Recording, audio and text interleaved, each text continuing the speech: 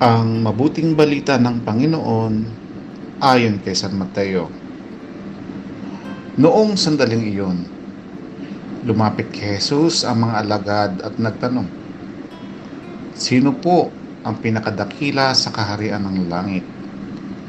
Tinawag ni Jesus ang isang bata. Pinatayo sa harapan nila at sinabi, "Tandaan ninyo ito.